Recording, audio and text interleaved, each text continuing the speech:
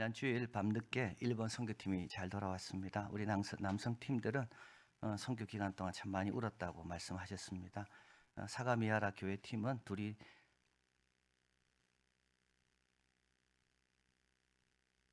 참 두 어린 아이를 키우면서라도 한 명이라도 복음으로 인도하기 위해 참 이리 뛰고 저리 뛰는 선교사님들의 가정, 그것을 보며 애절한 마음이 들었다고 했습니다. 뉴그레이스 교회는 어린 식탁 사역에 봉사하시고요, 또 스킷을 통해 큰 은혜를 나누었습니다.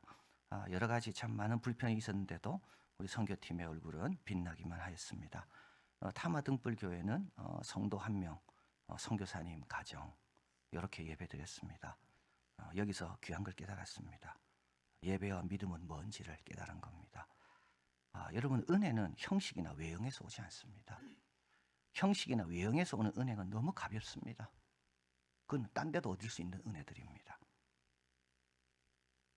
정말 깊고 힘 있는 은혜는 주님 앞에서의 진정성입니다.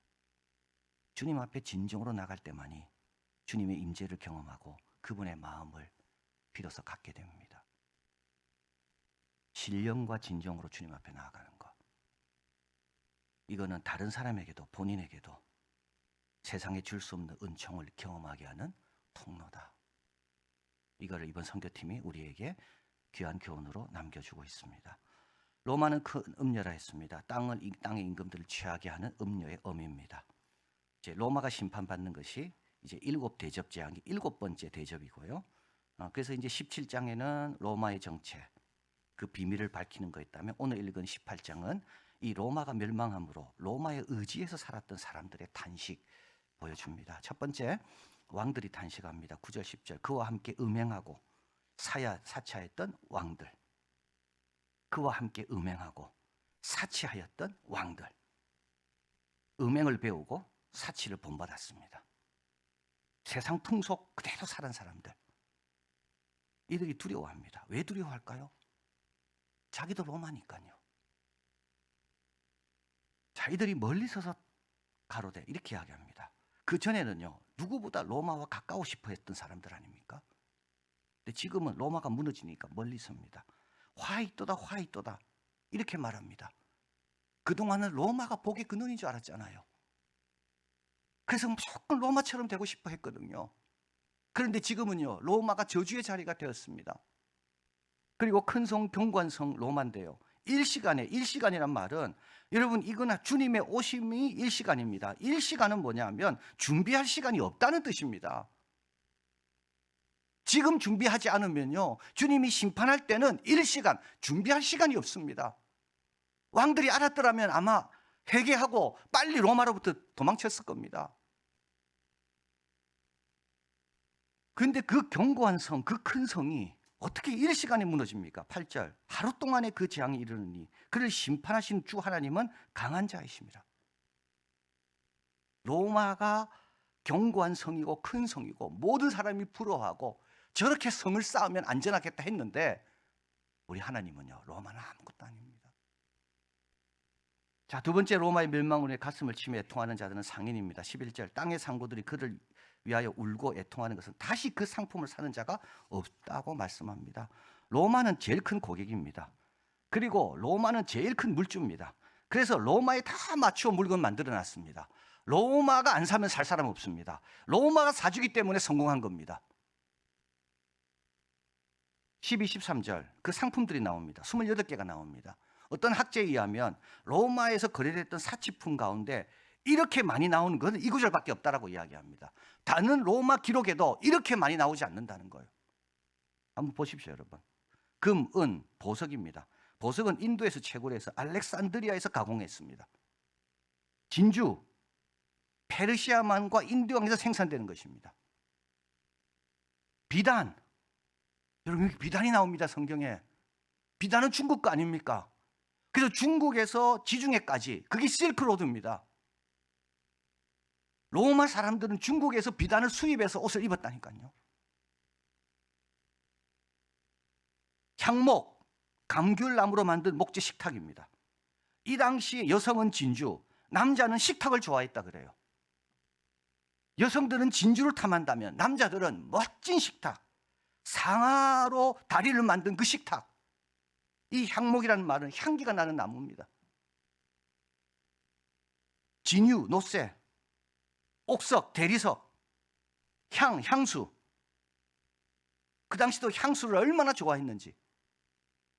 향유, 장례용품. 그리고 마지막 종들과 사람의 영. 로마는 제일 큰 노예시장이었습니다. 여러분, 소비에는 우리가 뭘 소비하잖아요. 여러분, 소비하시는 데는 세 가지 목적 때문에 소비합니다. 첫째, 필요해서 소비하고요. 두 번째, 좋아서 소비하고, 세 번째, 남에게 보이려고 소비합니다.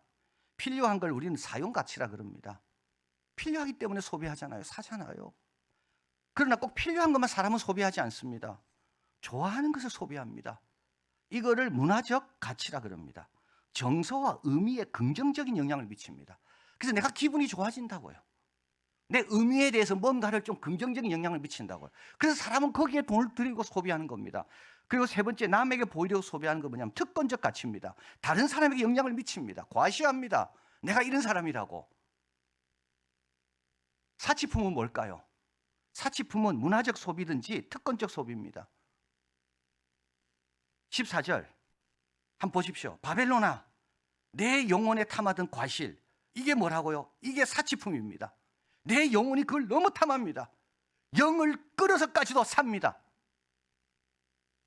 맛있는 것들, 빛난 것들. 그래서요, 다른 사람이 우러러보는 거죠. 특권적 소비. 15, 18절 바벨론을 인하여 치부하는 상품의 상고들이 그 고난을 무서워하고 멀리서 똑같습니다. 이제는 바벨론, 로마에 빨리 가서 로마에 가까이 가고 싶었는데 이제는 멀리 둡니다. 그리고 화로다 큰 섬이요, 똑같습니다. 일시간에 망하였도다. 로마만 망했습니까? 자기들도 망한 거죠. 이 상품 어떻게 할 겁니까? 살 사람이 없는데요. 자, 그리고 운송업자들의 외침입니다. 17절 똑같습니다. 멀리 섭니다. 화로다 또 외칩니다. 큰 성인데도 일시간에 망하였습니다. 부자는 부자대로, 왕은 왕대로, 상인은 상인대로. 여러분, 로마의 의존에 사는 사람은 이렇게 다 같이 망합니다. 흔들리는 나라, 죄악의 나라, 불로 멸할 나라, 음녀, 거기에 모든 걸 투자한 사람들은 하나님이 심판하실 때 다 같이 함께 망하는 겁니다. 7절 로마가 말했습니다. 나는 여왕이다. 나는 안전자다. 과부가 아니다. 결단코 애통을 당한, 다 여기 속한 거죠. 하루 동안에, 일시간에 다 무너집니다. 자, 이렇게 로마가 무너질 때 가슴을 치며 탄식하고 두려운 자가 있는가 하면 정반대의 사람들이 있습니다. 20절 하늘과 성도들과 사도들과 선지자들, 그를 인하여 즐거워하라. 하나님이 너희를 시원한 심판을 그에게 하셨습니다. 하늘은 천사를 말하고 사도들은 교회의 기초를 놓은 사람들이고 선지자들은 사도의 가르침을 전한 목회자들이고 성도들은 핍박 있고 어려움 있어 그 가르침대로 사는 사람들입니다. 666을 받지 못했어요. 안 받았어요.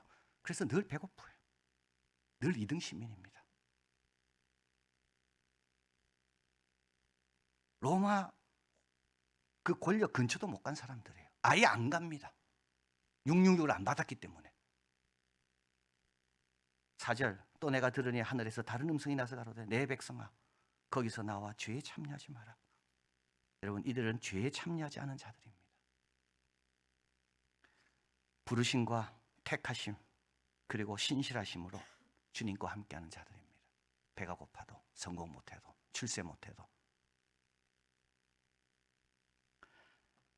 이들은 기뻐합니다.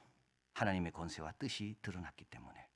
성도들을 핍박하고 미혹하는 저 큰 음녀, 그 큰 음녀가 사라지고 새 하늘과 새 땅이 임할 것이기 때문에. 안드레아스 레크비치가 지금 단독성들의 사회에 보면 오늘 우리가 살고 있는 근대 후기 사회, 현재를 표준과 규범이 아니라 개별화, 단독화, 자기에게 진정한 것을 추구하는 사회라고 말합니다. 여러분, 맛집 찾아다니는 건 다 이런 겁니다. 나에게 진정한 걸 찾아다니는. 옛날에는요, 그냥 구내식당에서 먹어도 됐습니다. 표준적인 음식 먹었어요. 근데 지금은 안 그렇습니다. 디저트든 뭐든 하여튼 내가 나의 자아의 진정성을 주는 거, 그걸 찾아다니는 세상이 지금입니다.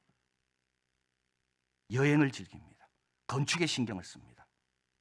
그런데 이렇게 자기에게 진정한 것을 찾는 문화에서는 다음 셋이 해체된다고 말합니다. 개인적인 성공, 개인적인 좋은 삶에 대한 작은 서사, 여기에만 관심을 갖습니다. 정치적, 사회적, 거대 서사가 해체됩니다. 현재를 지향하죠. 새로움을 추구합니다. 순간주의적입니다. 순간의 그 맛, 순간의 기쁨. 그래서 뭐가 해체된다고요? 미래지향적인 전망이 해체됩니다. 각자의 진정성, 자기 실현이 중요하기 때문에 평균적이고 표준적인 생활 수준이 해체됩니다. 여러분, 신앙생활은 뭘까요? 하나님의 백성은 누굽니까? 큰 선사에 관심을 갖는 사람입니다. 큰 서사, 하나님의 그 대하의 어떤 그런 역사, 어떤 거기에 관심을 갖는 사람이 하나님의 백성들입니다. 성경은 창조부터 주님 다시 오심에까지 그 역사 이야기고 그 안에 우리가 있다는 것을 지금 가르치고 있거든요. 이게 하나님의 백성입니다. 다릅니다. 그래서 로마의 부자들은 사치품, 오늘도 어떤 향수를 내가 뿌려야 될까? 오늘도 나는 뭘 먹어야 될까? 아주 사사로운 사서에 관심이 있다면 하나님의 백성은 뭡니까? 큰 나라에 관심이 있는 거죠. 여러분과 제가 그리 돼야 됩니다. 그리고 또 하나님의 백성은 미래에 관심이 있습니다. 지금 어려워도, 지금 힘들어도, 지금은 내가 괴로워도 새하늘과 새 땅을 바라보는, 우리는 미래의 전망을 갖고 사는 사람이 하나님의 백성입니다.